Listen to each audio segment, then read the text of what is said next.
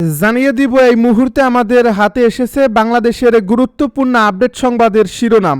শুরুতেই থাকছে আমরা নিরাপত্তা সংকটে আছি, জানালো ভিপি নুরুল হক নূর। গণ অধিকার পরিষদের সভাপতি ও পটুয়াখালী ৩ আসনের সংসদ সদস্য প্রার্থী ভিপি নুরুল হক নূর বলেছেন, নির্বাচনে আমরা যারা জাতীয় পর্যায়ে নেতৃত্বে আছি তারা নিরাপত্তা সংকটে আছি, নিরাপত্তার একটা থ্রেট আছে।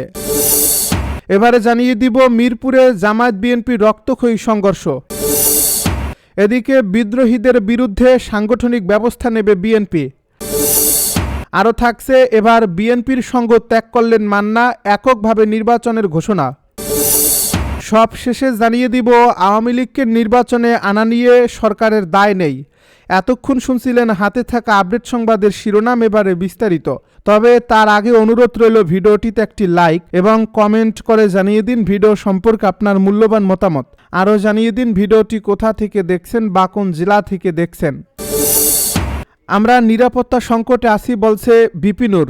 গণ অধিকার পরিষদের সভাপতি ও পটুয়াখালী ৩ আসনের সংসদ সদস্য প্রার্থী নুরুল হক নূর বলেছেন, নির্বাচনে আমরা যারা জাতীয় পর্যায়ে নেতৃত্বে আছি তারা নিরাপত্তা সংকটে আছে, নিরাপত্তার একটা থ্রেট আছে। বুধবার দুপুর ১টার দিকে পটুয়াখালী জেলা প্রশাসকের কার্যালয়ের সামনে নির্বাচনী প্রতীক বরাদ্দ ও আলোচনা সভা শেষে সাংবাদিকদের সঙ্গে মত বিনিময়কালে এক প্রশ্নের উত্তরে তিনি এসব কথা বলেন। নুরুল হক নূর বলেন, এই নির্বাচন বাংলাদেশের মানুষের কাছে অত্যন্ত প্রত্যাশিত একটি নির্বাচন। বিগত নির্বাচনগুলোতে জনগণ ভোট দেওয়ার সুযোগ পায়নি। ভোট ছাড়াই অনেকেই ভোট কেন্দ্র দখল করে জনপ্রতিনিধি হয়েছেন। এর ফলে দেশ একটি গভীর সংকটে পতিত হয়েছিল। আজকের এই পরিবর্তিত বাংলাদেশে দাঁড়িয়ে দলমত নির্বিশেষে সবাইকে সঙ্গে নিয়ে একটা নতুন বাংলাদেশ বিনির্মাণ করতে চাই। গণভোট প্রসঙ্গে ভিপি নূর বলেন, এই জাতীয় নির্বাচনে প্রার্থীরা শুধু সংসদ সদস্য হওয়ার জন্য নির্বাচন করছে না, বরং নাগরিকদের মর্যাদা, অধিকার ও আইনের সুরক্ষা নিশ্চিত করার লক্ষ্যেই এ নির্বাচন। কেউ যেন জোর করে ক্ষমতা দখল করতে না পারে, রাষ্ট্রে যেন স্বাধীন বিচার বিভাগ ও স্বাধীন গণমাধ্যম থাকে। এসব সংস্কারের লক্ষ্যেই আসন্ন জুলাই গণভোট, তাই এটি একটি ঐতিহাসিক নির্বাচন। এ সময় ভিপি নূরের সঙ্গে তার নির্বাচনী এলাকার স্থানীয় বিএনপি ও গণ অধিকার পরিষদের নেতাকর্মীরা উপস্থিত ছিলেন। পটুয়াখালী ৩ আসনে গণ অধিকার পরিষদের দলীয় প্রতীক ট্রাক প্রতীকে নির্বাচনে অংশ নিচ্ছেন ভিপি নুরুল হক নূর। বুধবার সকালে পটুয়াখালী জেলা রিটার্নিং অফিসারের সম্মেলন কক্ষে অনুষ্ঠিত প্রতীক বরাদ্দের সভায় তাকে ট্রাক প্রতীক বরাদ্দ দেওয়া হয়। মিরপুরে জামাত বিএনপি ভয়াবহ সংঘর্ষ। রাজধানীর মিরপুরে বিএনপি ও জামাত ইসলামীর নেতাকর্মীদের মধ্যে সংঘর্ষের ঘটনা ঘটছে। মঙ্গলবার সন্ধ্যার দিকে মিরপুর থানার পীরের বাগ আল মোবারক মসজিদের সামনে এই ঘটনা ঘটে। এতে ১০ জন আহত হওয়ার খবর পাওয়া গেছে।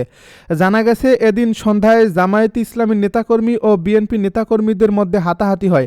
এক পর্যায়ে সংঘর্ষের রূপ নেয়। খবর পাওয়ার পর সেনাবাহিনী ও পুলিশ ঘটনাস্থলে উপস্থিত হয়ে পরিস্থিতি শান্ত করে। পুলিশের মিরপুর বিভাগের ডিসি মইনুল হক সংঘর্ষের তথ্য জানায়। তিনি বলেন, খবর পেয়ে পুলিশ ঘটনাস্থলে গেছে, বর্তমানে পরিস্থিতি নিয়ন্ত্রণে আছে।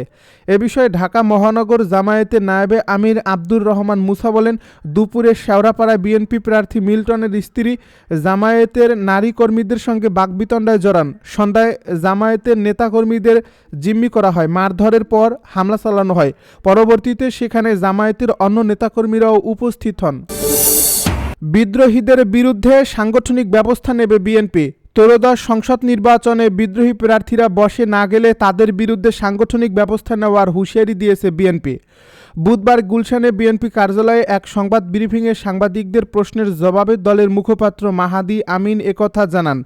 তিনি বলেন, দেখুন, গণ অভ্যুত্থান হয়েছে, তার আগে ফ্যাসিবাদ বিরোধী একটা আন্দোলন ছিল। দীর্ঘ সময় দেশের সাধারণ মানুষ যেমন ভোট দিতে পারেননি, একই সাথে এটা সত্য অনেক ত্যাগী সংগ্রামী রাজনীতিবিদ রয়েছেন যারা কখনো নির্বাচনে অংশ নিতে পারেননি, যার ফলে এত দীর্ঘ সময় পরে যখন নির্বাচন হচ্ছে, বিএনপির মতো একটা বড় রাজনৈতিক দল এখানে অভ্যন্তরীণ প্রতিযোগিতা থাকবে, কিন্তু প্রতিটি আসনে তো একজনের বেশি মনোনয়ন দেওয়া সম্ভব হয় না।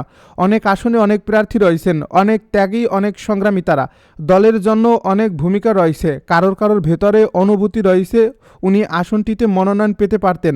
প্রত্যাহারের সময় চলে গেছে, এখন নির্বাচন পরিচালনা কমিটি থেকে আলাপ আলোচনা করা হবে, বিএনপির শীর্ষ নেতৃত্ব থেকে আলোচনা করা হবে। তারপরে যদি কেউ প্রার্থী থাকেন, অবশ্যই দল থেকে তাদের বিরুদ্ধে সাংগঠনিক ব্যবস্থা নেওয়া হবে।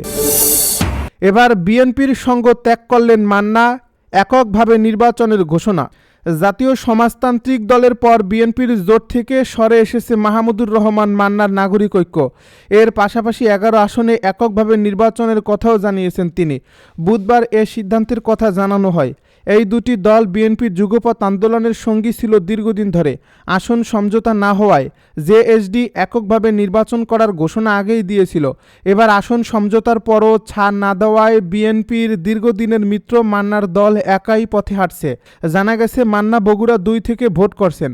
ওই আসনে ধানের শীষ প্রতীকে বিএনপি নেতা শাহ আলমকে মনোনয়ন দেওয়া এবং শেষ মুহূর্তে তা প্রত্যাহার না করায় এ বিভক্তির সৃষ্টি হয়। এ বিষয়ে বিএনপির শীর্ষ নেতাদের সঙ্গে মাহমুদুর রহমান মান্না একাধিকবার যোগাযোগ করলেও কোনো ফল না আসায় জরুরি সংবাদ সম্মেলন করে একলা চলো নীতি অবলম্বনের ঘোষণা দেন তিনি। সোমবার এ উপলক্ষে আয়োজিত সংবাদ সম্মেলনে জানানো হয়, দলের সভাপতি মান্না ঢাকা 18 ও বগুড়া 2 আসনে প্রতিদ্বন্দ্বিতা করবেন। এর বাইরে আরও 10টি আসনে নিজেদের প্রার্থিতা ঘোষণা করা হয়। আওয়ামী লীগকে নির্বাচনে আনা নিয়ে সরকারের কোনো দায় নেই। আওয়ামী লীগকে নির্বাচনে আনা নিয়ে অন্তর্বর্তী সরকারের কোনো দায় নেই। দলটির নেতারা নিজেদের সূত্রে মানুষের সামনে এসে দাঁড়াক বলে মন্তব্য করেছেন সমাজ কল্যাণ মন্ত্রণালয়ের উপদেষ্টা শারমিন এস মুর্শিদ। বুধবার সচিবালয়ে মহিলা ও শিশু বিষয়ক মন্ত্রণালয়ের নাম পরিবর্তন নিয়ে আয়োজিত সংবাদ সম্মেলনে সাংবাদিকদের প্রশ্নের জবাবে উপদেষ্টা এ মন্তব্য করেন। আওয়ামী লীগকে নির্বাচনে আনা হবে কিনা জানতে চাইলে উপদেষ্টা বলেন, আওয়ামী লীগ নিজেকে সূত্রে মানুষের সামনে দাঁড়াক। অন্তর্বর্তী সরকারের কোনো দায় নেই আওয়ামী লীগের প্রতি। জনগণের প্রতি তাদের দায় আছে। জনগণকে তারা তাদের দায়মুক্ত করুক, এটা তাদের দায়িত্ব। এখানে আমাদের কিছু করার নেই। তিনি বলেন, এখানে আওয়ামী লীগকে নিয়ে কোনো ডিবেট নেই এবং কোনো ডিবেট হবে না। আওয়ামী লীগ তার যোগ্যতা প্রমাণ করুক। একটি দল সর্বস্বভাবে তাদের নেতৃবৃন্দ এতগুলো অপরাধ করেছে, সেটার বিচার করুক।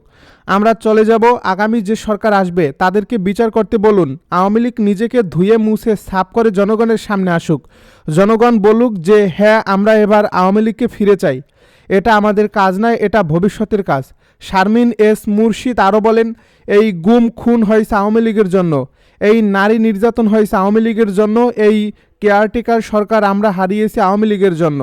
সাংবাদিকদের আরেক প্রশ্নের জবাবে তিনি বলেন, আমি আমার জায়গা থেকে, আমার মন্ত্রণালয়ের জায়গা থেকে বারবার বলবো, মেয়েদের নিরাপত্তা নিশ্চিত করতে হবে।